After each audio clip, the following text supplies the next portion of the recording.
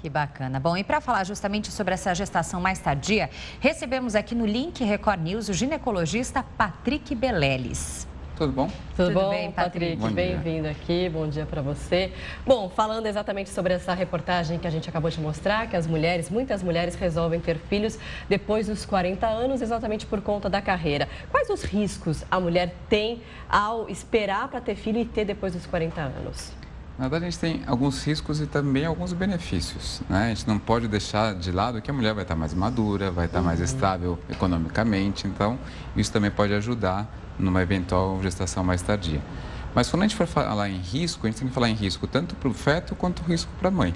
Sim. Então, o risco materno, os principais seriam a hipertensão específica da gestação, a diabetes gestacional. Que é a pressão alta, né? Isso, a pressão alta, né, que é específica na gestação e que essas mulheres que desenvolvem essa pressão alta na gestação, elas têm um risco maior de ser hipertensas para o resto da vida.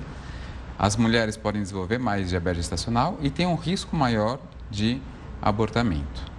Então, assim, a literatura ela não é muito coerente, mas ela não chega num consenso, mas está entre 20% e 25% a taxa de abortamento acima dos 40 anos. Então, é uma taxa alta. Isso tudo por causa do envelhecimento, digamos assim, dos nossos órgãos, da idade também? A gente tem que lembrar que a quantidade de óvulos que as mulheres produzem, ela já está pré-determinada lá no início da vida da mulher, né? Então, esses óvulos, por mais que eles ainda existam após os 40 anos, eles estão mais envelhecidos. Então, isso daí que propicia todas essas complicações. E existe, então, uma idade ideal, uma idade limite para a mulher engravidar que seja mais segura para ela e para o bebê? Sim. Então, se a gente pensar principalmente em segurança do bebê, se a gente pegar em torno dos 20 anos de idade, a gente tem uma casuística do HC de que a chance de você ter alguma alteração cromossômica é em torno de 0,5%. Se a gente chegar em 35 anos, essa chance dobra, 1%. 37, 2%. 40 anos, 5%. 44 anos, 10%. Então, até 35 então, é até melhor. 35 seria o ideal. A gente, se conseguisse engravidar até os 35 anos, seria o ideal. Mas a gente sabe que nem sempre isso é possível, né? A gente tem agora a participação de uma internauta que mandou pelas redes sociais, é a Lúcia, de Jales, São Paulo. Doutora, ela pergunta o seguinte: deixei para ter meu filho após os 40. Ainda há tempo para ter um segundo? Assim, a gente não pode falar que nada é impossível. A chance de gravidez espontânea após os 40 anos não passa de 10%. Então, assim, da mesma maneira que a gente aumenta a chance de malformações, a gente diminui muito a chance de sucesso de gravidez. É impossível? Não, não é impossível. A chance é pequena? A chance é pequena se você conseguir engravidar espontaneamente a partir dos 40 anos. Agora tem uma história que eu não sei se é lenda, que tem algumas mulheres que falam que você ter o primeiro antes dos 35, ter o segundo depois, tem menos riscos. É verdade ou não? Então, não tem comprovação científica. Isso daí a gente vê mais por observação. Mas comprovação, algum trabalho bem desenhado que mostre realmente isso, a gente não tem. Agora, na hora de planejar, fazer o planejamento familiar e colocar realmente a decisão da maternidade ali no momento até então adequado para a família, o que conta mais? A idade, o estado de saúde ou os dois são necessários para que isso aconteça? Eu acho que os dois. Mas uma coisa que a gente tem cada vez mais falado com pacientes que, seja por questões de profissão, seja por uma questão oncológica, ou seja, teve um câncer, seja por questões que não está ainda com um relacionamento estável, enfim, a gente tem proposto o congelamento de óvulos. Cada vez mais a gente propõe isso porque a gente tem resultados cada vez melhores, né? Então, se você fizer esse congelamento antes dos 35 anos, você vai ter óvulos novos que vão estar congelados e que você poderia utilizar depois dos 40. E até quanto tempo você pode manter esses óvulos congelados? Não tem um prazo, não tem um prazo. As técnicas melhoraram tanto que hoje a gente consegue, no descongelamento do óvulo, ter uma recuperação de 90% a 95% daqueles óvulos que foram congelados. Então, é muito bom. Tá? Antigamente, quando começou o congelamento oocytário, ele não era tão bom. A gente perdia muito no descongelamento. Hoje as técnicas estão bastante desenvolvidas, a gente tem um bom aproveitamento desses óvulos. Então, para quem nos acompanha nesse momento, a mulher que está ali em dúvida, passou dos 40, está chegando ali e pensa realmente em ter filhos. É bom ter uma reserva financeira grande, porque eu acredito que um tratamento desse, um método desse de congelamento de óvulos ou ainda outro que seja oferecido no mercado, não deve ser barato. Se a gente pensar no congelamento de óvulos, tudo vai depender muito do tipo de medicação que eu vou ter que usar naquela paciente. A medicação que eu vou usar para uma não vai ser igual para outra, vai depender da resposta, tudo. Então, vai variar em torno de 15 a 20 mil um ciclo para congelar óvulos. Então, é ainda um procedimento caro, pouco acessível para a grande maioria da população. Com qual garantia realmente de eficácia? Uma vez que, por exemplo, congelemos óvulos, qual é a garantia realmente que eu tenho de que aquela fecundação vai dar certo? Então, vamos pensar o seguinte, se eu pegar óvulos abaixo de 35 anos, a gente considera um ciclo bom quando eu consigo 12 óvulos, tá? A partir de 12 óvulos. Então, vocês normalmente liberam um óvulo por ciclo, né? Só que a gente dá medicação para estimular a liberação de mais óvulos. Vou pegar todos esses óvulos, vou levar para o laboratório e pegar os espermatozoides, que espera-se que sejam espermatozoides de boa qualidade também do seu parceiro. Se a gente tem 12 óvulos, a partir de 12 óvulos, a gente tem uma chance de gravidez, quando mulheres abaixo de 35 anos, em torno de 75%. Então, se eu congelei esses óvulos antes dos 35 anos, são bons óvulos, eu consegui congelar pelo menos 12, seria melhor mais do que isso, porque a recuperação vai ser 90% a 95% disso. E quando a gente for tentar engravidar a partir dos 40, o parceiro tiver um bom sêmen, a chance de gravidez é em torno de 75%.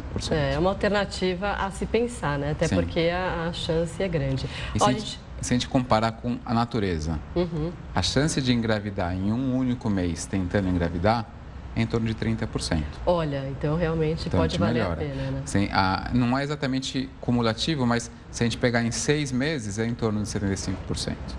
Tem que esperar um tempinho ainda, né? Olha, a gente tem uma participação enviada pela Maria Júlia, de São Paulo, aqui capital. Ela pergunta o seguinte: quais são as principais mudanças na rotina da mulher após os 40 para poder tentar a gravidez? Isso é difícil de falar, né? Porque assim, a gente não tem uma fórmula mágica. Eu costumo dizer que nunca vai existir um momento ideal. Não vai. Se você for esperar um momento ideal, ideal financeiramente, ideal profissionalmente, ideal pessoalmente, ideal em relacionamento, nunca vai existir. Sempre vai ter alguma outra coisa, né? Então, assim, se você tem o desejo, então pense bem, tente programar a sua vida para arranjar um tempo. Não vai existir um momento ideal. Saiba que você vai ter que abdicar de muitas coisas quando você tiver seu filho, né? Então, acho que tem que ter essa noção de que a vida muda bastante, mas acho que é para melhor. Eu acho. O que deve ser colocado ali em questão também, porque tem muitas mulheres que às vezes não apresentam nenhum tipo de problema no aparelho reprodutor, enfim, nem o parceiro, mas não conseguem engravidar, justamente porque ficam naquela neura, queremos engravidar. Aí, quando elas realmente tiram isso da cabeça, aí acontece e engravidam. Isso realmente é verdade? Isso é real. A gente sabe que o psicológico, ele afeta de uma maneira muito grande essa chance de engravidar.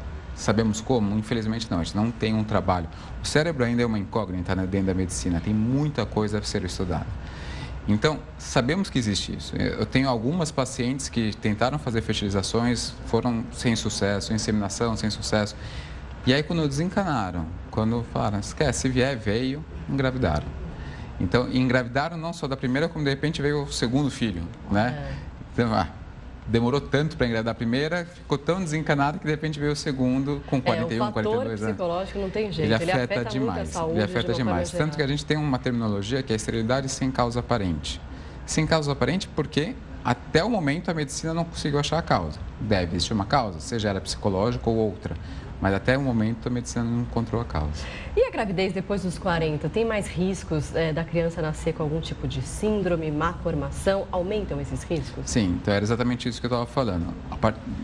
Enquanto em torno dos 20 anos a gente tem 0,5% de chance, nos seus 40 anos vai ter 5%, nos 44 anos 10% de chance de ter alguma anomalia cromossômica, como a síndrome de Down. Alguma mais específica, assim, apareça com maior evidência? Por exemplo, falam de síndrome de Down. É verdade? A mais comum é a síndrome de Down, realmente. Mas tem outras também. Por que muitas mulheres que fazem tratamento depois de uma certa idade, não conseguem engravidar, elas têm gêmeos ou às vezes até trigêmeos? Isso tem diminuído cada vez mais, né? Mas porque quando começou as técnicas de reprodução assistida, a gente usava muitos óvulos. Então, não óvulos, mas embriões. Então, eu pegava, por exemplo, 10 óvulos, levei para o laboratório e consegui 10 embriões. Então, o pessoal que começou a fazer, eles colocavam muitos, porque eles não sabiam quanto iriam dar certo, tudo. A partir do momento que viu-se que dava certo e que as taxas de gestações múltiplas aumentaram demais, aí passou-se a ir diminuindo. Hoje a gente usa cada vez menos. Em muitos casos, a gente transfere um único embrião, com uma boa chance. Então, uma das coisas que é monitorada nas clínicas de reprodução humana é justamente a taxa de gestações múltiplas. Doutor, a gente fala muito agora do aparelho reprodutor feminino, que até os 35 anos é o ideal realmente para uma gestação com menos riscos, digamos assim. Mas e os homens, em contrapartida? Os espermatozoides dos homens também têm essa validade? Por exemplo, depois dos 35 anos, eles podem também não ser tão fortes e tão saudáveis quanto os óvulos das mulheres? Nos homens é muito menos que nas mulheres, né? O homem, ele mantém uma produção estrogênica, uma espermatogênese até muito mais velha, né? Tem homens que conseguem ser pais com 70 anos, até mais. Mas eu acho que o homem é muito mais relacionado com o tipo de profissão dele. Por exemplo, ciclista. Por exemplo, motoboy. Ou qualquer... Porque passa o tempo sentado ali, muito afetando... tempo sentado, o que acontece? A anatomia do homem foi feita de tal forma que o testículo ele fica fora do corpo, né? Ele fica na bolsa. E aí, dessa maneira, na bolsa, ele fica numa temperatura mais amena do que no corpo. Nosso corpo tem uma temperatura em torno dos 37 graus. É difícil a gente ter 37 graus no verão, talvez, mas enfim. Então, a gente mantém o testículo numa temperatura menor. Se a gente mantém, por exemplo, o ciclista ou o motociclista que fica junto ao corpo, vai mantendo nos 37 graus, que não é ideal para a espermatogênese. E se isso é uma coisa crônica, não o ciclista de final de semana, mas aquilo que usa como esporte mesmo, sem dúvida nenhuma. Outra coisa que a gente tem visto cada vez mais é a utilização de anabolizantes. Sim. Então, assim, de um modo geral, se você faz um ciclo de anabolizante para a academia, tudo, a chance de você ter algum efeito deletério é mínima e depois de um tempo o seu testículo vai voltar a funcionar normalmente. Assim que você interrompe, de um modo geral, ele não está funcionando e ele vai demorar um tempinho para voltar. Tanto que existem os protocolos de quem usa anabolizante para fazê-lo voltar a funcionar. Mas existe a chance de uma fibrose testicular com um único ciclo. E isso não tem como saber quem serão os homens que terão essa fibrose ou não com um único ciclo. Então, a gente tem visto cada vez mais também colegas atendendo, urologistas, né? Pegando pacientes que foram ou ex-atletas ou pessoas de academia mesmo, que usaram anabolizantes no passado e que hoje não estão conseguindo engravidar. Tá ótimo, doutor Patrick. Muito obrigada pelos esclarecimentos, então, aqui. Um ótimo dia e até a próxima aqui no Link Record. Foi um prazer e, mais uma vez, feliz Dia das Mulheres. Muito obrigada. Obrigada.